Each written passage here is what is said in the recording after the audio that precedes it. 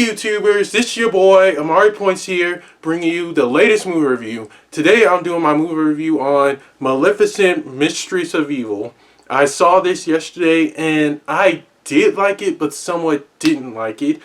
It takes place 5 years after the first original Maleficent movie. I know most of you probably already saw it. And Prince Philip, played by Harry Dickinson, asks Princess Aurora to marry him, and as most of you saw the preview in the official trailer, she said yes. But Maleficent doesn't approve of the marriage, and basically she just, at the dinner they were invited to, she just gets a little angry at Queen Ingrid, played by Michelle Piper, and she feels that betrayed by her daughter Aurora, played by none other than Elle Fanny, that little girl who we saw in the first movie. But to be honest, I really didn't like this movie, but I did like some parts of it.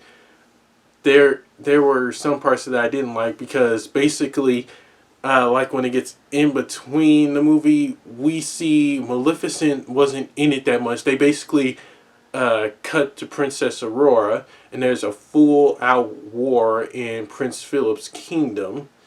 And basically, I think they were trying to go with a little Game of Thrones in a kid version way for the sequel to Maleficent, which I haven't seen Game of Thrones, but I heard a lot of people talking about it. But I think that's what they were going for in a way, because basically this movie is supposed to be meant for little kids. I mean, come on. You have like a bunch of death scenes in here and a bunch of other stuff that we see. And we also get to see Queen Ingrid's backstory. I'm not going to tell you why she hates the fairies so much.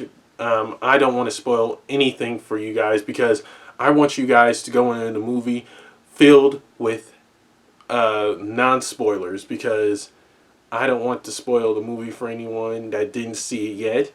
But the cast itself, Harry Dickinson as Prince Philip, he is phenomenal, though I wish he could have stepped up his acting game a little more.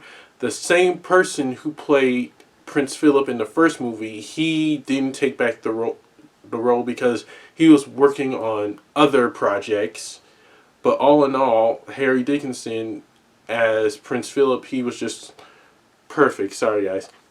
He was perfect, and it was nice to see him take on this role and be able to do so many and be able to be Prince Philip. But he should have at least tried to step up his game a little bit, because it felt like he didn't want to be the prince at all. Basically, he just wanted to. It seemed like he just didn't really want to be there at all. And Michelle Piper as Queen Ingrid, you really know she was into this role because she was playing the villain so well. Like literally so well. It felt like you could really see her motives, but we weren't sure if her backstory was true or not. But I'm pretty sure she just had her own reasons on hating the fairies. So yeah. And it was nice to see Angelina Jolie and Elle Fanny return as their roles as Maleficent and Princess Aurora. You can tell there's a special type of bond between the two characters when they come back in this role, because basically, like I tell you, they have that chemistry that they had in the first movie. And Angelina Jolie as Maleficent, I feel like she is meant for this role. She is definitely meant for this role. But again, she was not in the movie this much because this sequel is basically telling her story. What could have been better is that if she was just in this movie more instead of just, I don't know, cutting her off in the middle of the movie, everyone wondering where she went. And she Whittle, who the guy who voiced Scar in the live action Lion King, his character is like a Maleficent, a winged creature. Though he was not in this movie that much either. Again, what is up with Disney's putting most of these good characters on the side? What could have been better, again, what could have been more better is if they just put them in the movie more. Again, Maleficent, she was not in this movie. It's basically telling her tale, and I understand that it's basically about Aurora getting married, but the movie is supposed to be about her too. Don't just put her on the side. Put her in the movie more. That is just basically what the movie is about. It's telling the story of Maleficent and how she is back to being more evil villain like that people make her out to be.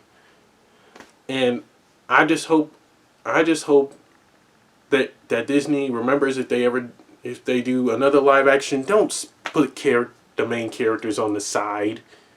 Make sure they're in the movie more. I mean, that makes a bunch of sense. Put more of the main characters on the spotlight. Don't sidetrack them. Make them be in the movie so much more. Because no one in the theater just doesn't want their favorite main character on the sidelines. No one. And I mean no one. I really mean that. Yes, so on to the positives and negatives. First off are the positives. We get to see Prince Philip and Aurora get married. That is a definite positive because it seems like the right age for them to get married because they really didn't click it in the first movie, and now 5 years later they have the chance to get married. Another positive is Michelle Piper as Queen Ingrid. You really get to tell she is a great villain because her motives are so clear and many other things. And basically that's just what makes a good villain a good villain. And another positive is basically the whole cast is perfect. I just really want them to be in the movie more instead of just putting them on the sidelines and not just having it basically be about one character. That is something that I'm going to talk about in my negatives right now. And on to the negatives. First negative. Maleficent, again, I'm going to bring this up again, not being in the movie much. This movie, again, is basically about her and Aurora. I don't understand why they would just put her on the sidelines when it's basically about her. They could have done better if they basically put her in the movie more instead of just basically putting her on the sidelines. Again, that is a really huge problem, especially for all the fans who are Maleficent fans. And basically, that is something I just can't deal with, especially me. Maleficent is one of my favorite Disney villains. Like, straight up, I don't really appreciate how they just put her on the sidelines and not have her in the movie more. Another negative is Harry Dickinson. Don't get me wrong, he is great as Prince Philip, but it seemed like he wasn't really into the role. It felt as if he didn't even want to be there. None whatsoever. He needed to have more emotion, more excitement. But instead, he just seemed like he just really didn't want to be there at all. And to be honest, that doesn't really suit well with me.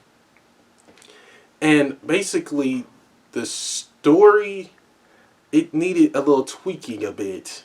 Uh, Again, that is one of my negatives.